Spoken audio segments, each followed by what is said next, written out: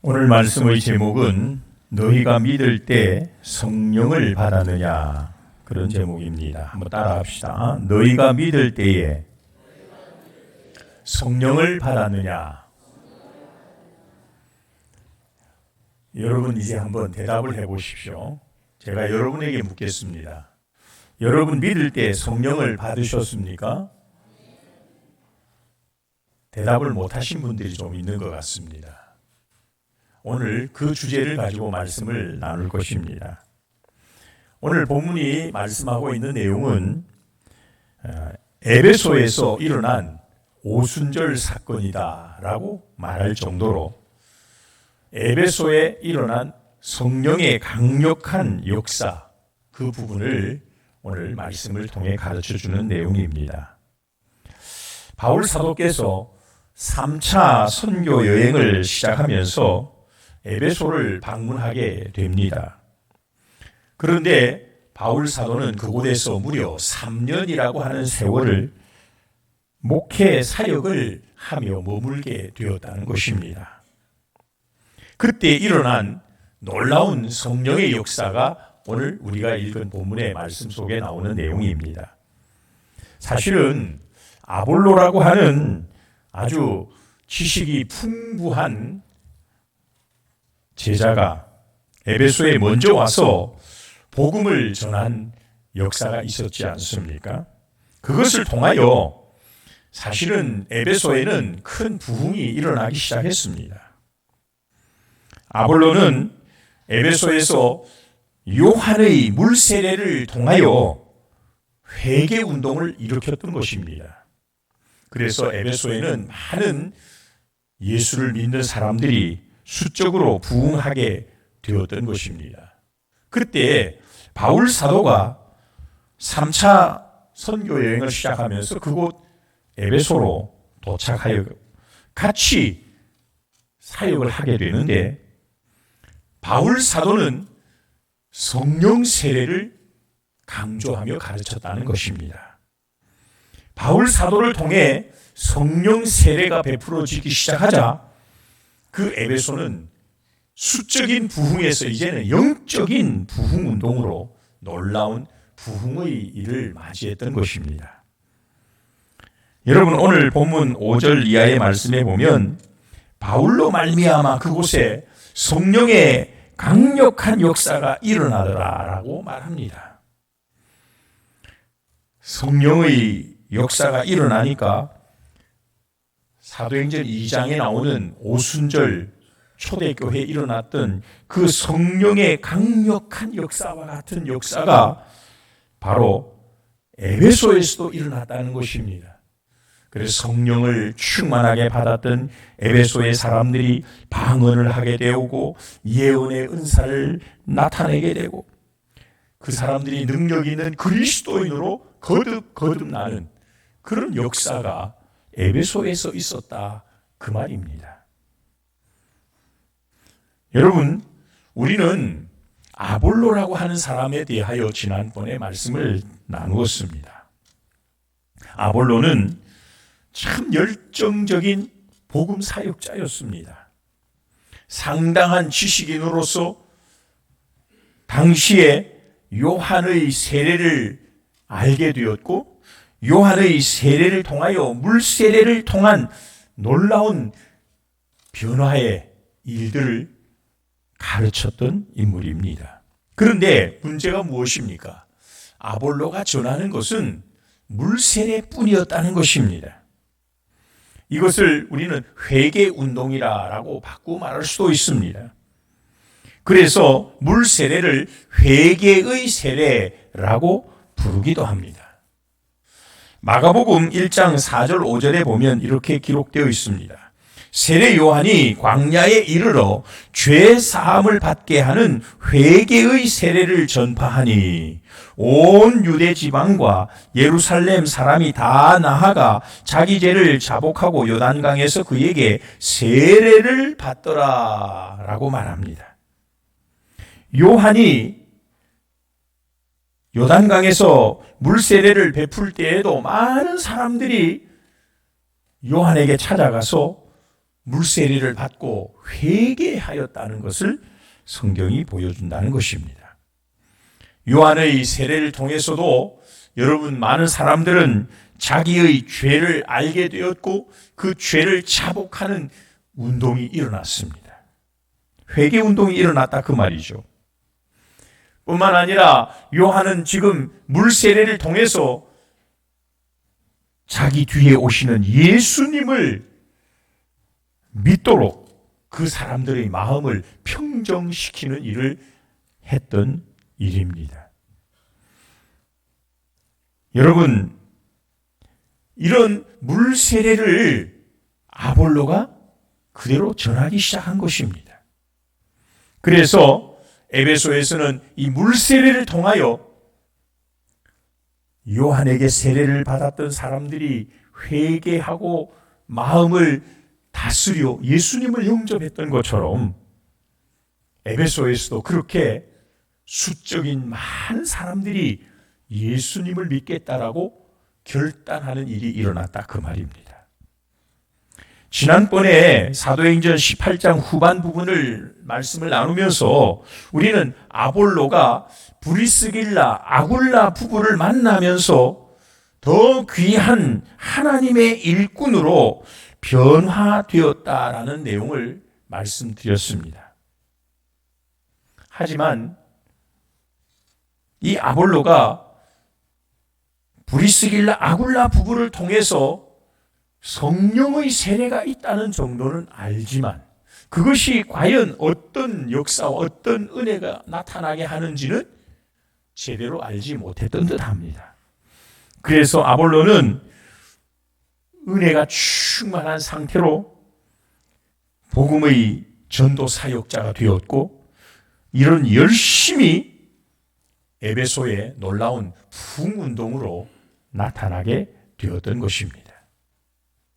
자, 그런데 이제 이런 아볼로의 회개운동을 통한 물세례에다가 이제 더 중요한 일이 무엇이냐면 바울 사도가 그 에베소에 도착해서 드디어 성령 세례를 전하기 시작했다, 그 말입니다. 우리는 성령 세례를 불세례라고 부릅니다. 요한의 세례는 물세례라면 성령 세례는 불세례입니다. 왜 그렇게 부릅니까? 그만큼 뜨거운 역사가 나타나기 때문입니다. 불세례라고 부르는 이유는 힘이 그만큼 강력하다라는 의미도 포함되어 있는 것입니다. 실제로 오늘 본문 6절 말씀에 보니까 바울이 그들에게 안수함에 성령이 그들에게 임하심으로 방언도 하고 예언도 하니라는 말씀이 나오지 않습니까? 한마디로 성령 세례를 받게 되자 사람들이 능력 있는 그리스도인으로 변화되는 모습이 막 나타나더라, 그런 말입니다. 그들에게 성령의 은사가 나타났습니다. 그래서 그들은 더 능력 있는 그리스도인이 되었고 복음 전도자의 삶을 살 수 있게 되었던 것입니다. 사랑하는 여러분, 우리가 회개의 세례, 즉 물세례를 통해서도 우리는 변화의 사람이 되어야 합니다. 그래서 교회는 물세례를 베풀고 있는 것입니다. 물세례를 통하여 우리는 자기의 죄를 깨닫고 자신이 죄인이라는 사실을 알고 잘못된 길에서 돌이키는 회개의 모습을 보여야 합니다. 그리고 난 다음에는 예수 그리스도를 나의 구주로, 자신의 구주로 영접하고 고백해야만 합니다. 그런데 문제는 거기서 끝나면 안 된다는 것입니다. 성령 세례를 받는 능력 있는 그리스도인이 되는 것이 중요한 것입니다. 그래서 제가 여러분에게 물었던 겁니다. 여러분, 믿을 때 성령을 받았나요? 오늘 바울 사도가 에베소 성도들에게 뭐라고 말합니까? 너희가 믿을 때 성령을 받았느냐? 라고 묻습니다. 이 말은 무슨 말입니까? 그들이 아직 성령 세례를 받지 못했다는 것을 반증하는 말 아니겠습니까? 에베소서 4장 13절부터 15절에는 이렇게 기록되어 있습니다.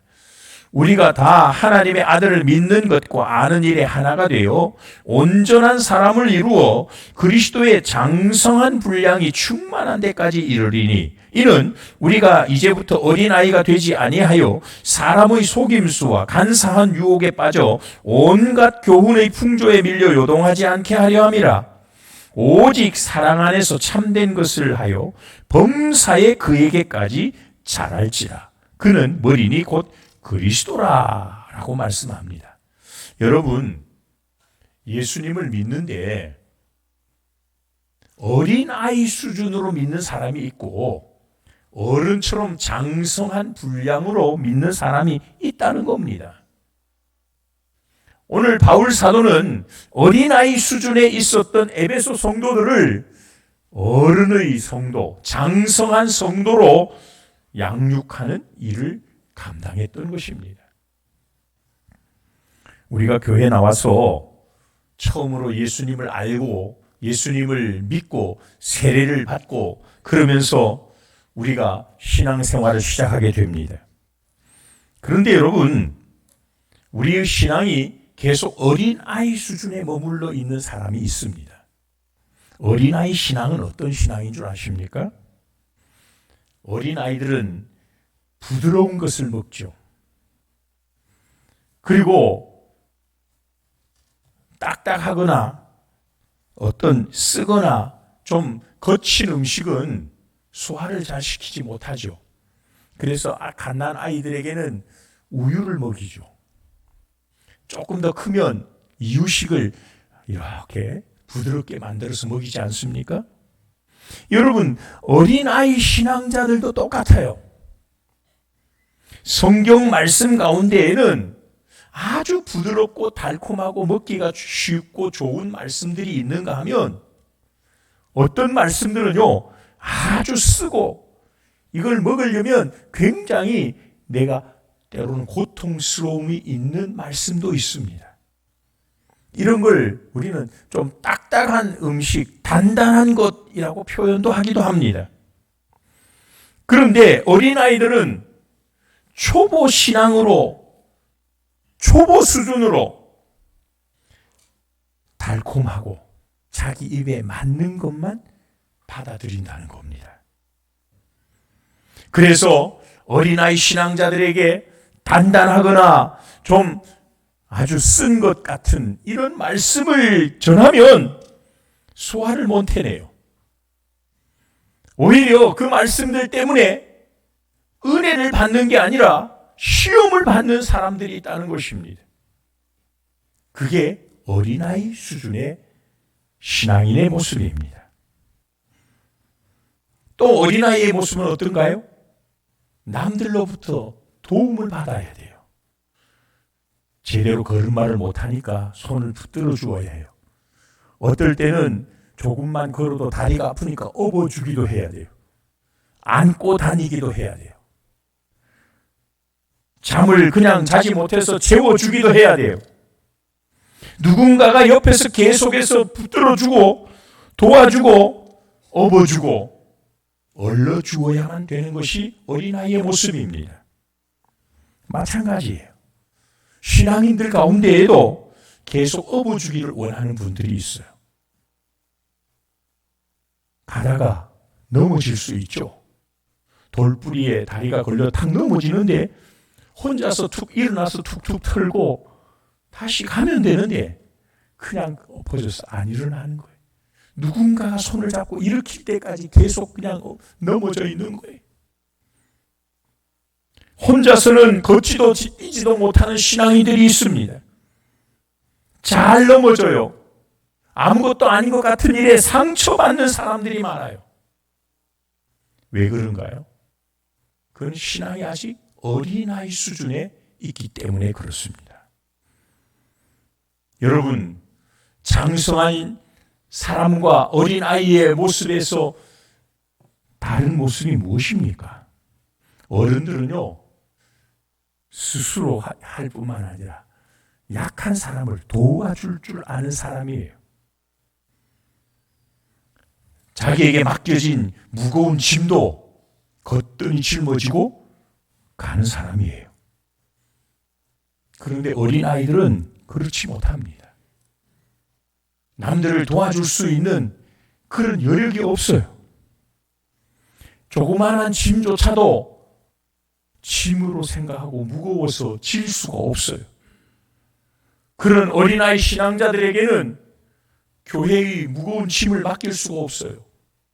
그래서 교회 중직자라고 부르는 중직은 무거울 중자를 씁니다. 무거운 짐을 짊어질 수 있는 사람, 그래서 교회가 그런 사람을 중직자라고 불러요.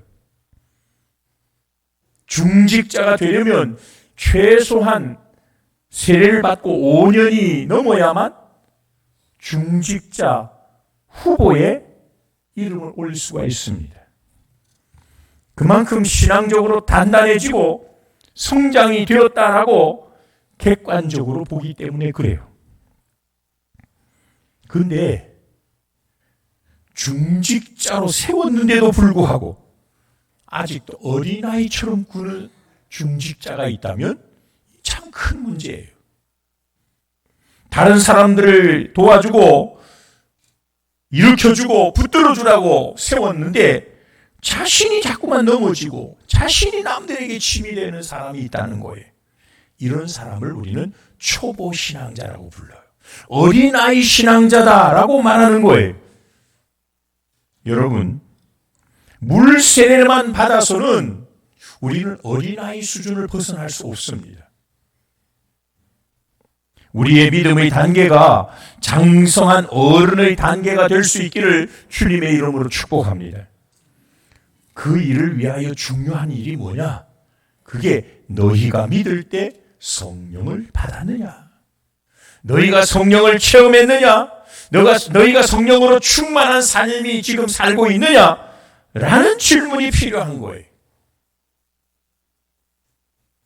바울 사도는 에베소에 가서 에베소에 많은 예수 믿는 사람들이 생겨나는 걸 보고, 그런데 그 수준이 다 어린아이 수준들로 머물러 있는 것을 보고는 그들에게 성령 세례가 필요함을 알게 된 것입니다. 그래서 너희가 믿을 때 성령을 받았느냐라고 하면서 에베소 성도들에게 말씀을 전하기 시작한 것입니다. 아직도 에베소 성도들이 장성한 그리스도인의 모습으로 발전되지 못했음을 발견했기 때문이었을 것입니다. 그들은 아볼로를 통해서 복음을 받아들이긴 했습니다. 회개를 통하여 자신의 잘못됨을 고치기도 했습니다. 예수님을 구주로 믿겠다고 그리스도인으로 결단도 하였습니다. 하지만 그들에게는 무언가 어린아이의 모습들만 보였다는 사실입니다. 오늘 본문 2절 하반절에 보면 너희가 믿을 때 성령을 받았느냐라고 바울이 묻자 그들이 뭐라고 대답합니까? 아니라 우리는 성령이 계심도 듣지 못하였노라. 이 말의 의미는 무엇입니까? 우리는 그냥 우리가 잘못한 거 회개하고 요한이 증거했던 것처럼 예수님을 구주로 이제는 믿어 회개하고 예수만 잘 믿으면 되지 뭐 더 이상 뭐가 더 필요합니까? 뭐 이런 대답 아닐까요? 여러분, 지금도 예수를 믿는 많은 사람들에게 똑같은 말들을 듣게 됩니다. 우리가 예수를 믿고 그저 예수님께서 믿는 자들에게 약속해 주시는 천국의 소망, 천당에 들어가는 것, 그거면 족하지 않느냐라고 말합니다. 주일 되면 교회 나와서 예배에 열심히 참석해서 예배를 드리고 말씀 전하는 말씀을 듣고 은혜를 받으면 되지 나에게 뭘 더 기대하십니까? 그 정도만 해도 잘하는 것 아닙니까? 그런 사람들이 있다면 여러분, 이건 어린아이들과 같은 사람임을 아셔야 합니다. 사랑하는 여러분, 아까 에베소서 4장 13절부터 15절에서는 성경이 우리에게 요구하는 삶이 어떤 삶이냐면 어린아이 수준에 있지 말라는 겁니다. 그래서 에베소 4장 13절에는 우리가 다 하나님의 아들을 믿는 것과 아는 일에 하나가 되어 온전한 사람을 이루어 그리스도의 장성한 분량이 충만한 데까지 이르라 라고 말하는 거예요. 좀 성장하는 그리스도인이 되어라. 어른다운 예수 믿는 사람이 되어라 그 말이. 에베소서 4장 15절에도 오직 사랑 안에서 참된 것을 하여 범사에 그에게까지 자라라. 이 말은 예수님을 좀 닮아라 이 말이. 예수님의 사랑과 희생과 헌신의 모습을 너희가 좀 본받아라 그 말이. 왜 그래야 합니까? 에베소서 4장 14절에는 이는 우리가 이제부터 어린아이가 되지 아니하여 사람의 속임수와 간사한 유혹에 빠져 온갖 교훈의 풍조에 밀려 요동하지 않게 하려 함이라. 우리가 장성한 신앙인이 되지 못하면 사람들의 속임수에 잘 빠져 들어간대요. 그래서 신앙이 좀 희미한 사람들이요, 이단에 잘 빠져들어가요. 세상적인 유혹에 휘둘린다는 거예요. 요동친다는 거예요. 교회 와서 예수를 믿는 신앙을 예배 시간에는 갖는 것 같은데 교회당 문 밖에 딱 나서면 세상 사람들하고 똑같아져 버리는 거예요. 여러분, 우리는 장성한 분량의 그리스도인으로 성장할 수 있기를 주님의 이름으로 축복합니다. 그래서 바울 사도가요, 말씀을 가르치기 시작한 겁니다. 성령 세례를 그들에게 받도록 열심히 사역을 에베소에서 시작하게 된 것입니다. 한마디로 바울 사도는 에베소를 잠시 거쳐 또 다른 곳으로 가려고 처음 3차 선교 여행을 시작했을 것입니다. 그런데 막상 에베소에서 와서 보니까 믿는 사람들은 많지만 그 사람들의 수준이 좀 어린아이 수준에 머물러 있는 것을 보고 바울 사도는 그들에게 성령 받도록 하기 위하여 말씀 사역을 시작하게 된 것입니다. 처음에 바울의 말씀이 전해질 때 사람들에게 이상한 반응이 일어납니다. 말씀을 받는 사람들 중에 마음이 굳어 보여 비방하는 사람들도 생겨나고요. 바울에 대하여 콧방귀 끼는 사람들이 있었다는 거예요. 여러분, 우리가 똑같이 말씀을 듣고 똑같이 예배를 드려도 모두가 다 은혜를 받는 게 아닌 것 같아요. 어떤 사람은 은혜를 그걸 통해 받습니다. 근데 어떤 사람은 그 말씀을 듣고 비방을 하고 있어요. 앞에서도 언급한 것처럼 믿음의 단계가 어린아이가 되면 오히려 시험을 받고 상처를 받고 낙심하는 사람들도 있다는 거예요. 오늘 본문 8절과 9절 말씀, 이 말씀 이하에 오늘 우리가 본문으로 삼은 다음 말씀들을 보면요, 바울이 회당에 들어가 석 달 동안 담대히 하나님 나라에 관하여 강론하며 권면하되 어떤 사람들은 마음이 굳어 순종하지 않고 무리 앞에서 이 도를 비방하거늘 바울이 그들을 떠나 제자들을 따로 세우고 두란노 서원에서 날마다 강론하니라. 처음에 바울 사도는 한 석 달쯤 하면 될 줄 알았다는 거죠. 석 달 동안 열심히 날마다 성령 세례가 필요하다는 걸 강론했다는 거예요.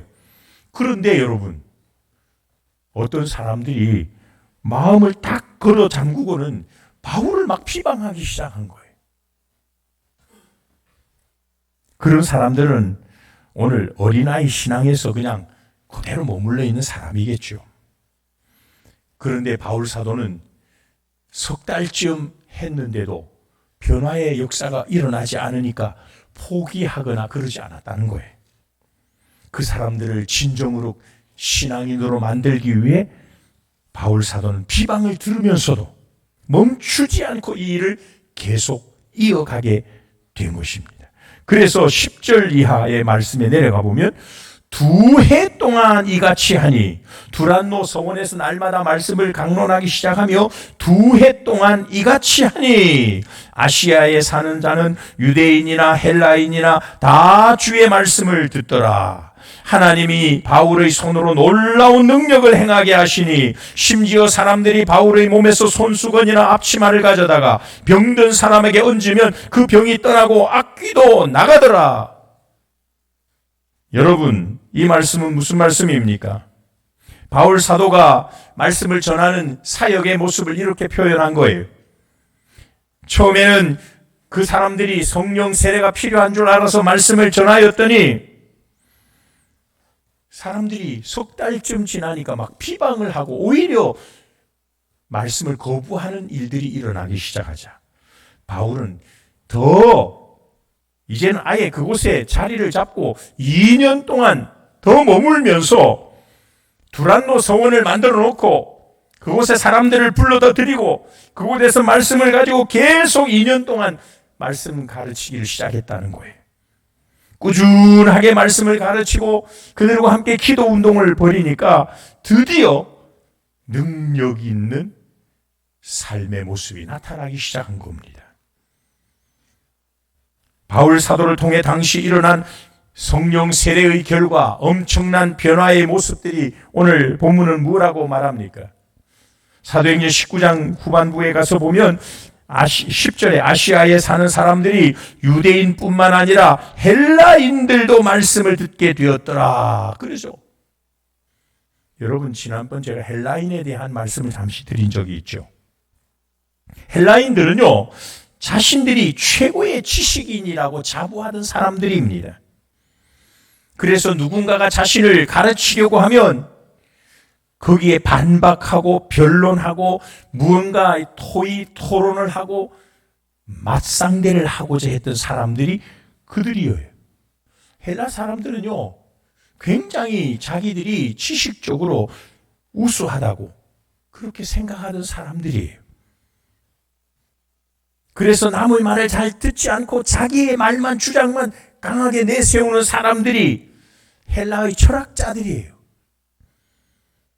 그런데 여러분, 바울 사도가 2년 동안 두란노 서원에서 말씀을 전하게 되자 그곳에서 유대인도 헬라인도 드디어 하나님의 말씀을 수긍하기 시작했다는 그런 말이에요. 거기서 끝난 것이 아니죠. 12절에 가보면 병고침의 역사가 막 일어나요.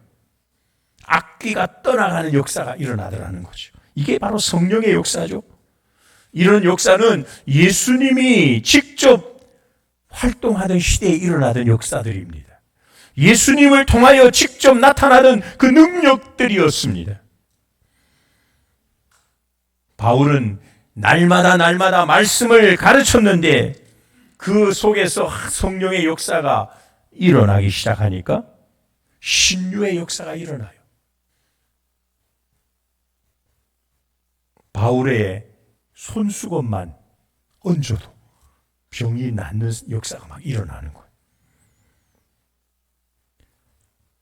바울이 쓰던 앞치마를 갖다가 악귀 들린 사람에게 덮으면 악귀가 떠나가는 역사가 막 일어나기 시작한 거예요.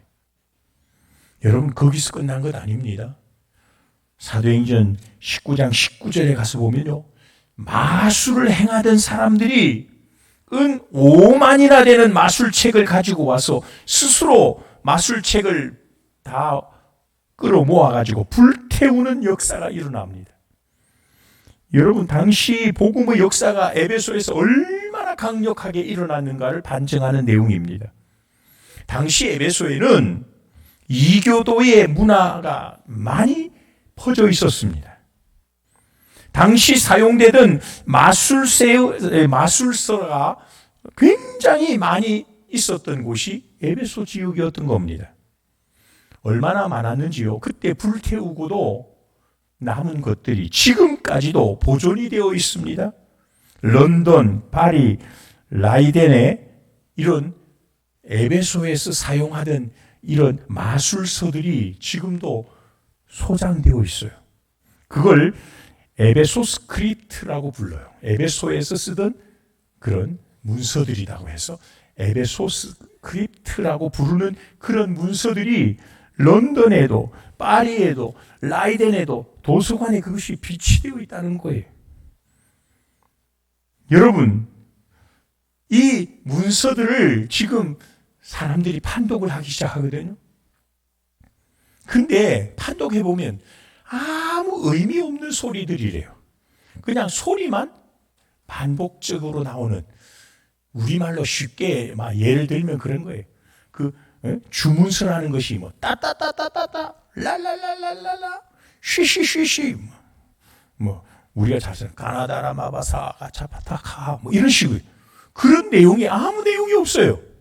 그런데도 불구하고 이것이 무슨 신비한 힘을 내는 줄 알고 이걸 가르치고 이걸 배우겠다고 만든 마술책들이 에베소에 즐비했던 겁니다. 얼마나 많았는지 그 마술책을 불태우는데 그걸 모아가지고 불태운 그 돈으로 계산해 보니까 은 5만이나 되더라 그렇게 말하거든요.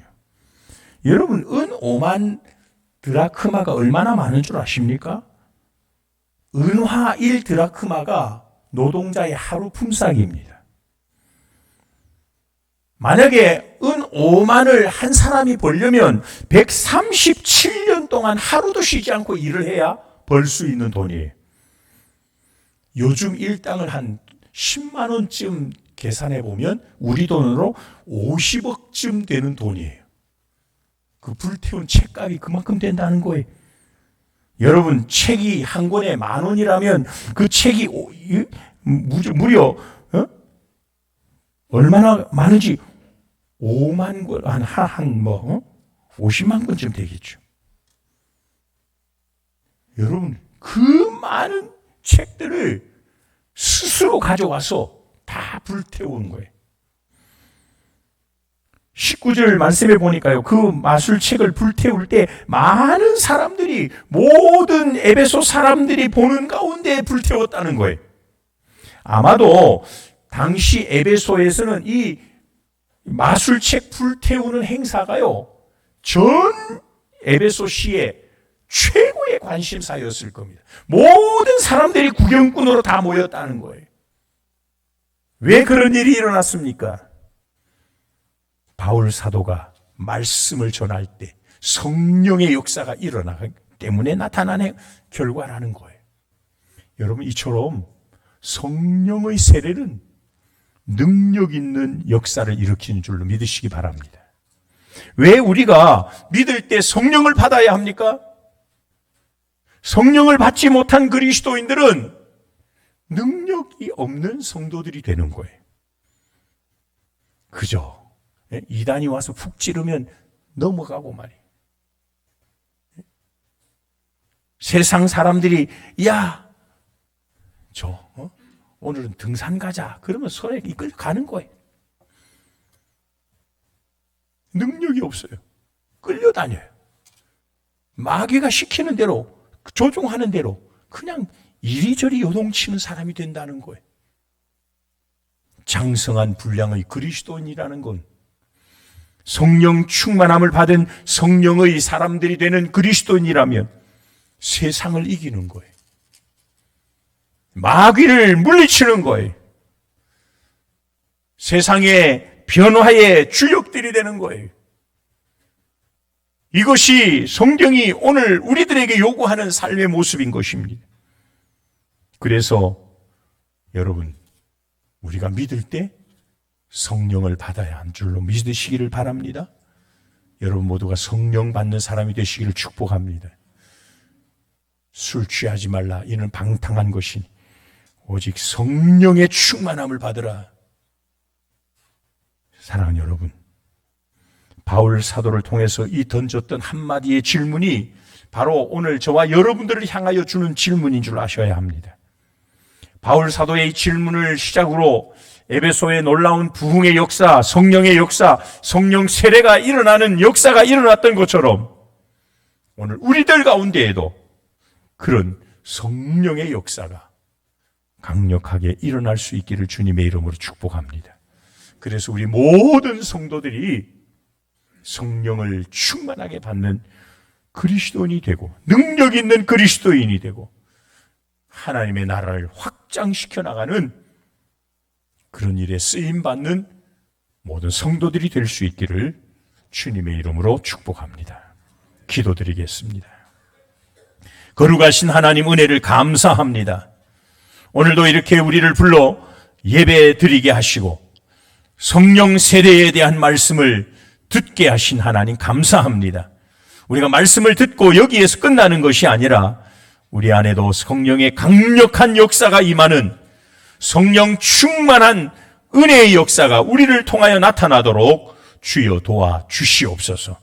그래서 우리가 성령을 받게 하시고 성령의 세례로 변화의 사람들이 되는 우리 성도들 되게 하여 주옵소서. 주 예수 그리스도의 이름으로 간절히 기도드리옵나이다. 아멘.